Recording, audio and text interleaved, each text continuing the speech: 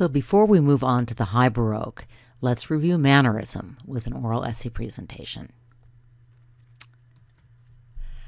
As I mentioned in my last lecture, Europe at the start of the 17th century was divided between Catholics and Protestants of different varieties, and both kings and religious leaders were fighting to gain or regain adherents, sometimes on the battlefield, sometimes in the printing press, and sometimes in the world of art.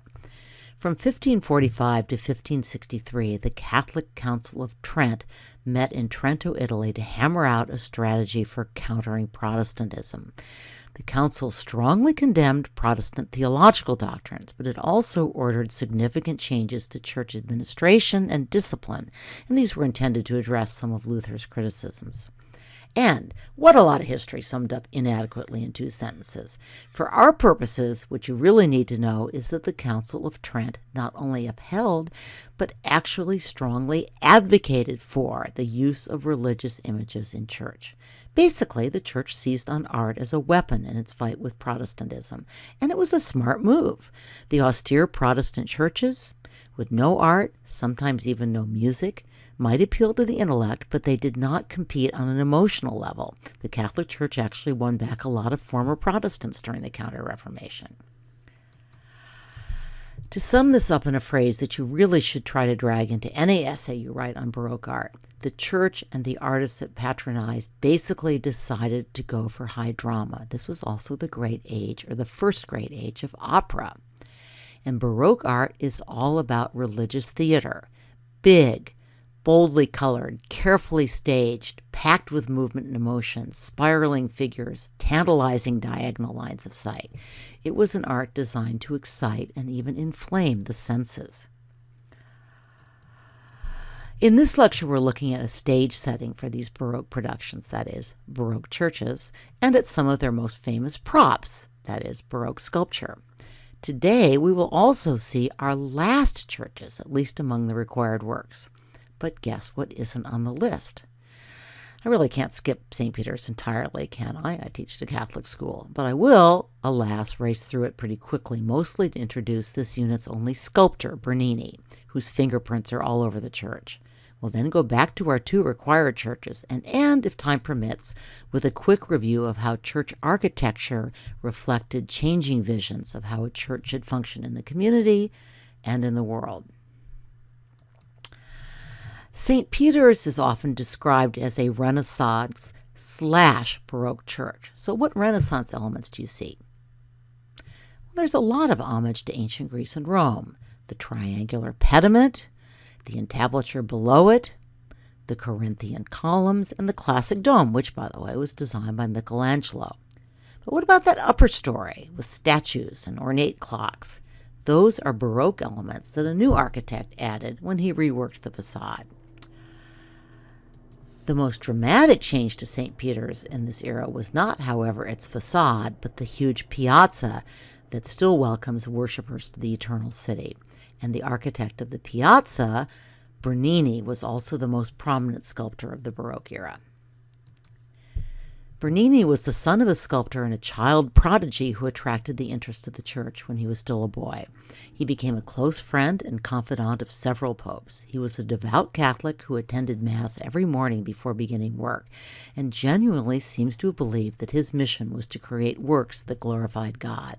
Borromini was also a playwright and the leader of a troupe of actors who performed for popes. Here's a quote from a contemporary who recorded that Borromini gave a public opera where he painted the scenes, cut the statues, invented the engines, that is, the machines that moved around the scenery, composed the music, wrote the comedy, and built the theater. Everything that Borromini created is imbued with his sense of what made for good theater. Now, I've chosen this brief clip because it also introduces the other great architect of our unit, Borromini, and shows one of our required churches. These are 2 of Bernini's most famous works for St. Peter, but they're not on the list. But you should be able to see how he goes for Baroque. Note all those curves. Lots of drama. And this work also is no longer required, but I refuse to skip it entirely. Bernini's David is all coiled action. It reaches into the space around it, what art analysts would call negative space. This David is not Donatello's contemplative youth or Michelangelo's calm warrior. He is an intense, furious fighter who's out to destroy his enemy and save his people. He's a Counter-Reformation warrior. Here are a couple more non-required Bernini statues, both basically attempted rape scenes from classical mythology. But again, we see many typically Baroque features: the dramatic movement, the reach out into negative space, a spiraling composition, and really amazing textures created in marble. Okay, finally, our first required work, Bernini's famous sculpture of the Ecstasy of St. Teresa, and the over-the-top chapel in which it was housed, also designed by Bernini.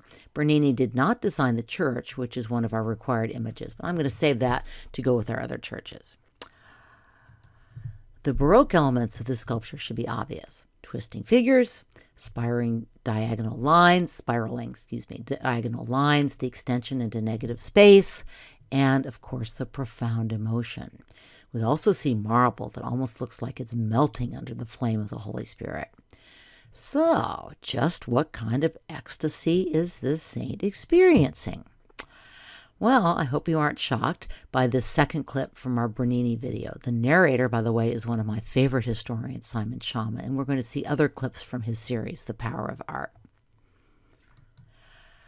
What makes this work even more remarkable is its staging. The chapel is an elaborate theater for religious drama, complete with an audience of patrons. So let's see one last video clip. The College Board includes this church, which houses the Cornaro Chapel, among its required images, although interestingly it doesn't list the architect, who was also the architect who designed the final facade of St. Peter's. Here again, we see a combination of Renaissance, classical, and Baroque features, but there are some important differences. The triangular pediment is now a curve. The columns are square engaged pilasters, not rounded columns. And we have those scroll features on the second story. Do you remember that name from Greek architecture? They're volutes, and they're very characteristic not only of Ionic order architecture, but also of Baroque architecture. The tall, narrow design reflects not only Baroque taste, but also the reality of building in Rome, where real estate was now scarce and pricey. So, here's the Borromini church that you saw in the first video clip. Note the undulating curves. What a great word, undulating. And how they alternate between convex and concave surfaces. Just as striking is the extremely ornate geometric pattern of the dome. Renaissance simplicity is a distant memory. Note that Borromini had to figure out how to build an impressive church onto a narrow corner lot that faced onto two intersecting roads. He also had to figure out a way to fit in both a church and a cloister for the religious order's convent. Here's the floor plan, that's the required image. And here's a labeled floor plan, a little more helpful, and a cutaway that makes the construction clearer. The vertical cutaway shows the extraordinary complexity of the church's three-level design. And this photo makes the three zones easier to see. If the convex-concave exterior seems ornate and unclassical, the interior design is in some ways a throwback to the Renaissance, in that it is precisely mathematical. What has changed is the math. I didn't see this mentioned in the readings or podcast, but I had a theory about this oval or ellipse based on my ventures into pre-calculus during the Triassic era. So I Googled Borromini Kepler and found what I thought I would. Kepler's theories of planetary motion were a major influence on Borromini. Remember, this isn't only the time of the Counter-Reformation. It is also the beginning of the scientific revolution. It was Kepler who discovered that planets moved in elliptical, that is oval, not circular orbits. So ellipses were the geometry of God's creation, and that's reflected in this church. Borromini's elliptical dome, moreover, can be described, look at the diagram on the right, with reference to two inscribed circles, which in turn define two triangles. So Borromini wasn't really rejecting the geometric purity of classical Greece and Renaissance Italy. He was just bringing it up to date. Borromini did not employ color with Bernini's abandon. The surface of the walls and ceilings are a brilliant white. But Borromini did provide for theatrical lighting. Windows are hidden in the lower dome, and there are also windows in the side of the lantern. So the illuminated lantern with its symbol of the Holy Spirit acts as a kind of spotlight throwing the coffering of the dome into sharp and deep relief. From the dome, light gradually filters downward to the darker lower body of the church where the audience, of course I mean the congregation, sits. Our last required church. The exterior looks a whole lot like the Church of Santa Vittoria, which houses the Carnaro Chapel, pictured here on the right. Il Gesù is the older of the two, however, and it influenced the design of Baroque churches all over the world. Basically, we see the same classical facade with typical Baroque flourishes, such as the volutes. Il Gesù, however, played a more important role in the history of the Catholic Church. It is the mother church of the Jesuit order, built at the request of the order's founder, St. Ignatius of Loyola. So let me share a comment by a Jesuit priest who's also a professor at the Jesuit University of San Francisco, Father Tom Lucas. Quote, Il Gesù's facade achieves Ignatius's ideal of the church as a gateway through which the Jesuits emerge for their apostolic activities in the city and in the world, and through which the city is drawn into the sacramental life of the church. The opening lines of the Jesuit order's founding document declare that the society was created for, quote, whoever desires to serve as a soldier of God, unquote. The Jesuits were the shock troops of the Counter-Reformation, and they completely bought into the Counter-Reformation belief that art, wielded properly for souls. I threw in a few paintings of the Jesuits' missionary activities in Japan, Mexico, and Africa, and a painting of St. Ignatius by one of this unit's heavy hitters, Rubens. In 2013, the church elected its first Jesuit pope, who took the name Francis. The layout of Il Gesù reflected the Jesuits' mission and the proclamations of the Counter-Reformation. Let's hear from Professor and Father Lucas again.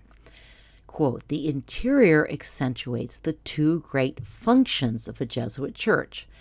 The large central nave with the laterally placed pulpit and smaller aisle serves as a great auditorium for preaching, and the highly visible and prominent altar serves as the theatrical stage, for the celebration of the real presence in the Eucharist. The ceiling frescoes came later, after the order had accumulated some serious cash. This is high Baroque drama, with the action spilling off the stage and down toward the audience. Still more from Father Lucas. The vault fresco, representing the glory of the holy name of Jesus, seems to open up a hole in the ceiling through which heavenly light pours onto downwards cascading colossal figures and into the nave and altar. Thus, the Jesuit church becomes not only a gateway to and from the world, but a window into paradise. So these theatrical effects are created by illusionistic painting, another favorite Baroque technique. Here's a little vocabulary download. You've encountered trompe d'oeil or fool of the eye before.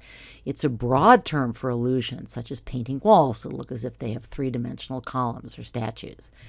Di sotto in su is a technique often using foreshortened figures and an architectural vanishing point to create a perception of space on a ceiling.